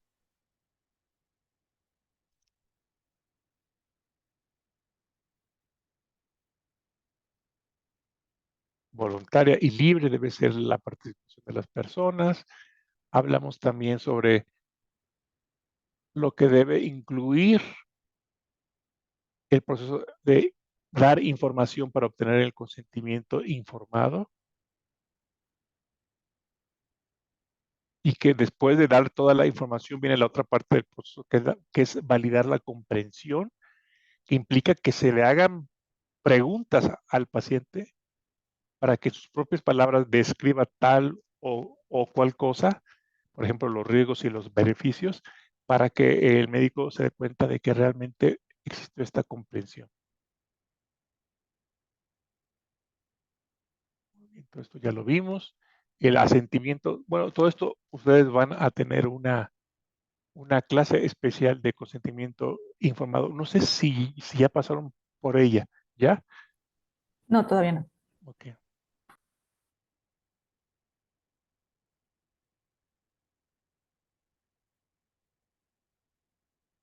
Ok.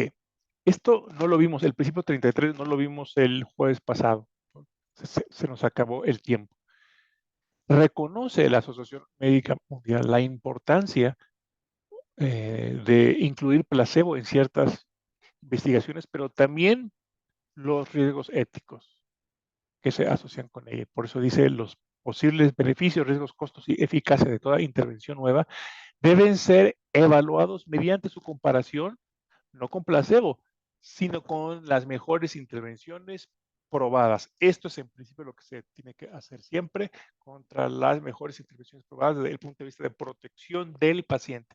Pero desde el punto de vista metodológico, científico, aquí tenemos la otra parte, que lo más sencillo y lo más poderoso en cuanto a encontrar diferencias significativas, estadísticamente significativas entre los grupos en la comparación contra placebo.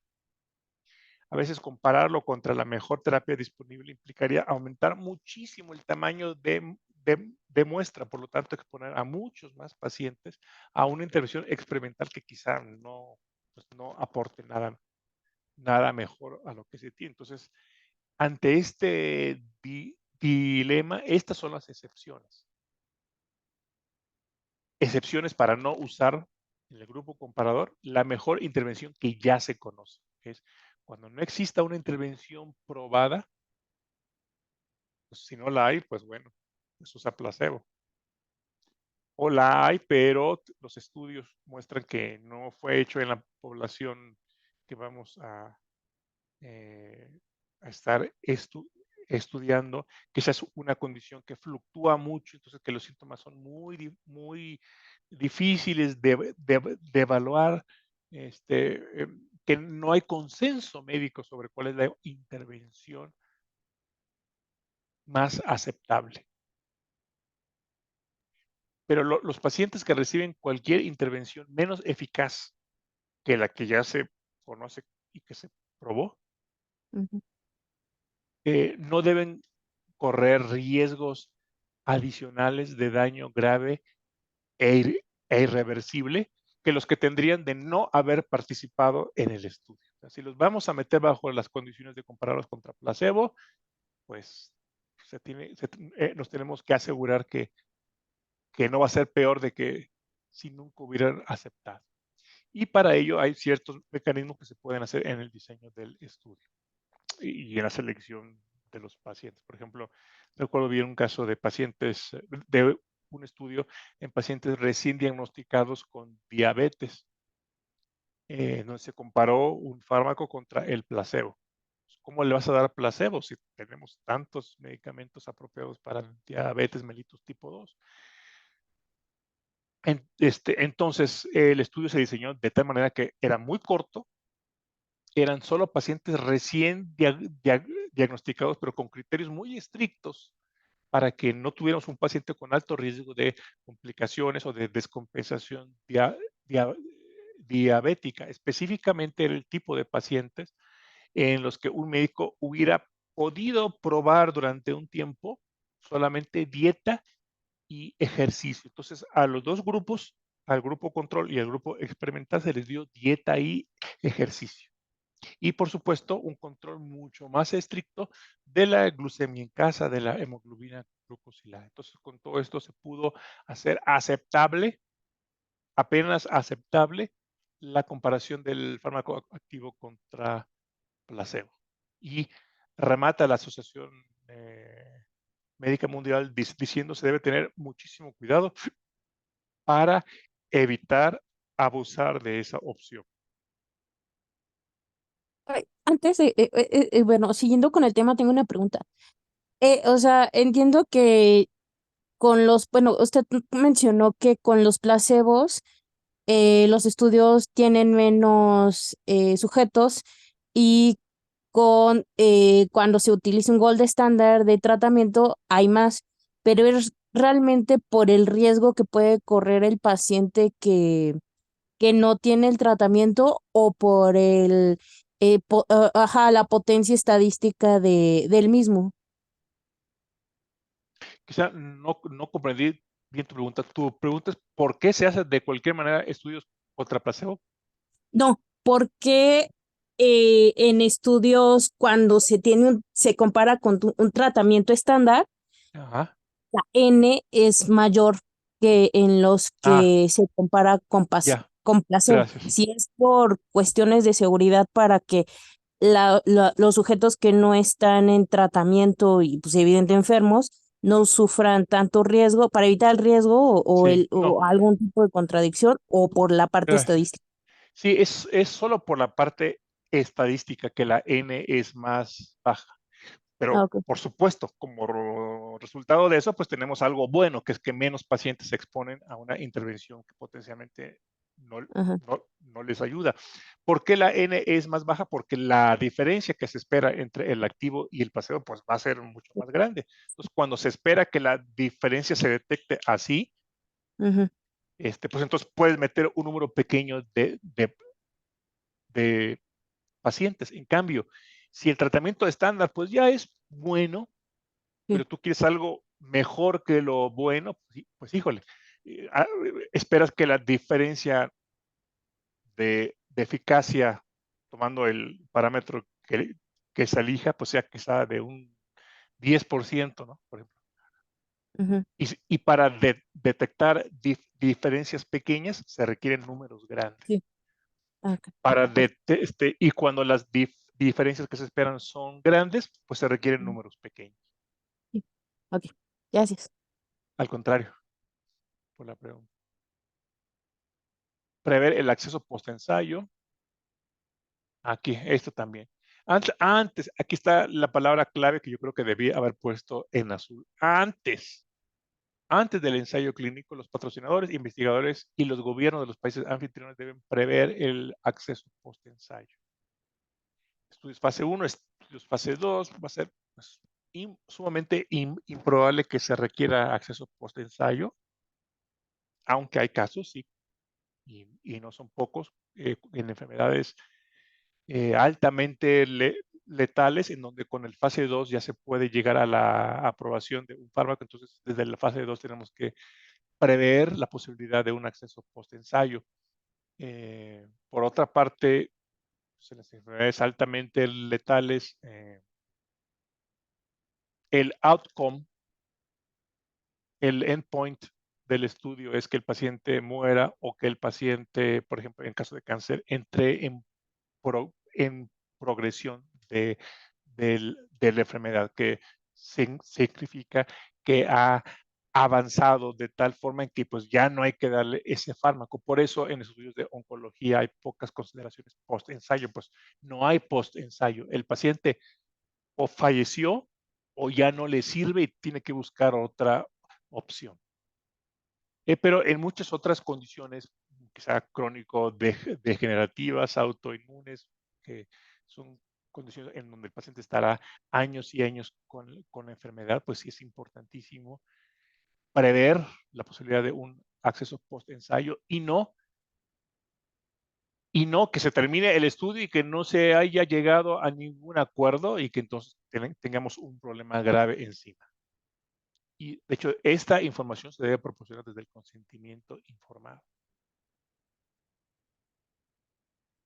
Todo esto también, todo este tema de placebo y de acceso post-estudio, vamos a verlo en otra clase. Todo estudio debe estar registrado en una base de datos disponible al público. La más conocida en el mundo pues es la de la FDA, que es el clinicaltrials.gov.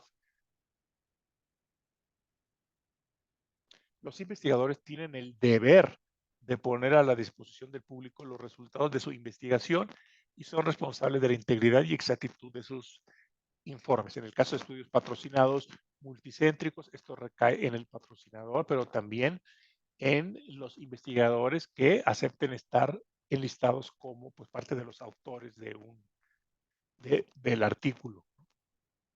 Se deben publicar tanto los resultados negativos e inconclusos como los positivos. Esto, pues, actualmente no parece tan relevante porque se hace de rutina, pero hubo un tiempo en que las compañías farmacéuticas callaban sus resultados negativos y solo informaban los positivos. Y el argumento era, pues, ¿para qué les voy a decir a todos que no funcionó? Lo importante es lo que sí funcionó porque es lo que va a cambiar las reglas de tratamiento, lo que va a cambiar el paradigma terapéutico. Pero no, los negativos influyen mucho para que ya no se gasten recursos y tiempo en algo que no sirve. Para la enfermedad de Alzheimer durante mucho tiempo se estuvo buscando si era tal proteína o tal otra proteína que parece acumularse en el cerebro de los pacientes con Alzheimer. Y como se acumula mucho, dijo, bueno, si acabamos con esta proteína, si la recogemos, si la bloqueamos, vamos a solucionar o a mejorar el problema del Alzheimer. Y se hicieron numerosos estudios con millones de dólares y nada funcionó. Era importante poner en conocimiento de la comunidad científica esto para que no se siguiera usando ese target, ese blanco terapéutico. En la publicación se deben citar los conflictos de interés y ustedes lo ven también en los journals, pero también en las presentaciones en póster, en las presentaciones en vivo que se hacen en los congresos. Si se acuerdan que al principio el presentador pone una diapositiva en donde se detallan sus conflictos de interés.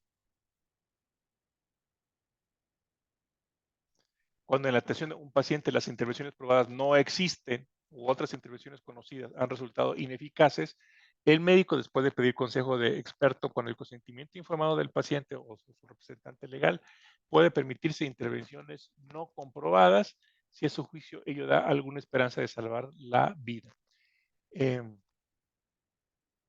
Esto se refiere a la atención de un paciente.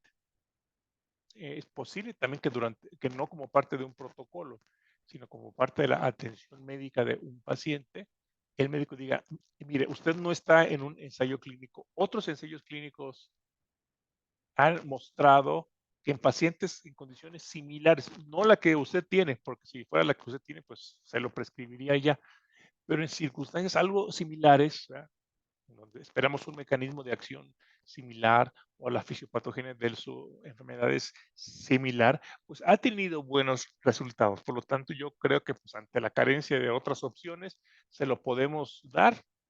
No sabemos bien lo que va a suceder, pero si usted está de acuerdo y si otorga su consentimiento informado, lo podemos intentar. Entonces, eso también puede pasar fuera del marco de un estudio clínico, como parte de la atención de un paciente. De todas maneras, estas intervenciones deben ser investigadas posteriormente a fin de evaluar su seguridad y su eficacia. Es importante que este médico comunique al resto de la comunidad médica pues, cuáles fueron los resultados de esto. No va a ser a través de la publicación de un estudio clínico, pero sí de un reporte de caso para que se estimule lo más posible la investigación ya a través de un clinical trial, de un estudio clínico controlado. Perdón, esto se refiere a cuando porque es algo muy utilizado, sobre todo cuando, por ejemplo, se está investigando un medicamento, tal vez los estudios están en Estados Unidos, FDA aprueba una indicación y en México no. ¿Se refiere a esto? Así porque muchas veces eso es lo que hace el médico dentro de su práctica clínica.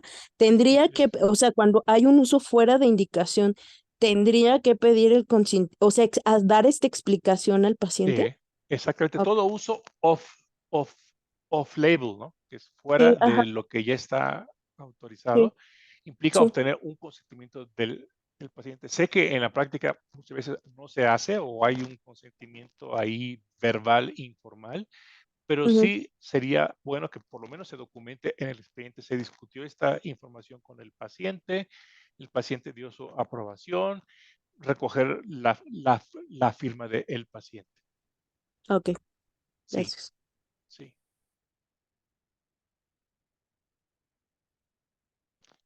Que de hecho me pasó en mi práctica clínica, recuerdo cuando yo tenía una práctica como como infectólogo en pacientes coinciden que se estaban intentando distintas cosas. Recuerdo que me tocó yo mismo redactar en una hoja, ¿verdad? Un consentimiento de este tipo. Se me explicaron cuáles son los riesgos, se me explicó que todavía este medicamento no se prueba su eficacia en esto, pero que existen bases para suponer que puede beneficiar, y en ausencia de otras opciones accesibles para mí, acepto que el médico y yo lo intentemos.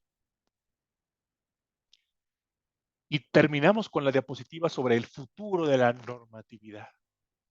Áreas posibles de desarrollo. Ya nos tardamos pues 4 horas en decir lo que ha pasado y lo que es actualmente. Pero ¿qué nos espera en el futuro? ¿Será que las normas y regulaciones pararán acá? No lo sé, no lo sabemos, pero hay cosas que nos hacen pensar que esto puede seguir evolucionando. ¿Por qué? Principalmente, en mi opinión, porque tendremos a un nuevo participante, un nuevo tipo de persona que participa. Y aquí la muestro en esta foto. Una persona con mayor escolaridad, mayor acceso a la información a través del Internet, en donde tenemos muchas páginas ahora maravillosas que explican pues tanto las enfermedades como los tratamientos a los pacientes, con todo tipo de tecnología, videos, tenemos canales en YouTube, tenemos también más y mejores opciones. Es decir, afortunadamente son menos los casos en donde ya no hay nada que hacer, ¿no? Sino en donde tendremos un mundo en donde compitan ciertas opciones de tratamiento, lo que va a ser más compleja, pues, la reflexión que haga el paciente con su médico.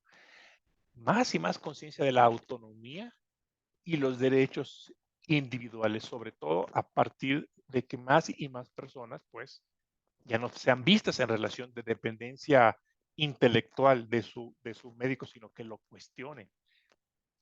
Y menor tolerancia a la frustración y a los tiempos de espera, es decir, un paciente más exigente en todos los aspectos. Quiero que me explique muy bien por qué me sacó más sangre, por qué me hizo cara fea la persona que me sacó sangre, ¿verdad? ¿Por qué no me informó de tal detalle de la investigación? Entonces, el tener este nuevo tipo de perfil implicará también cambios en la forma en que se hacen los estudios clínicos. Por ejemplo, estudios clínicos centrados en el paciente mismo con mínimas visitas al centro, ¿no? En donde el paciente mismo, quizá usando ciertos dispositivos electrónicos, respondiendo desde su computadora a ciertos cuestionarios, pues se pueda disminuir su visita al centro a la mitad o a menos de la mitad, y en donde quizá él mismo pueda ir guiando eh, su participación hacia continuar o descontinuar. Todo esto supondrá, pues, cambios, ajustes en la forma en que se expresan estos principios. Los principios bioéticos continuarán, creo yo, para siempre, no así las normas y la forma del lenguaje de estas normas. Por ejemplo, para obtener el consentimiento informado, realmente necesitamos 40 páginas. 40 páginas aumentan la claridad, o al contrario, disuaden al paciente de leerla.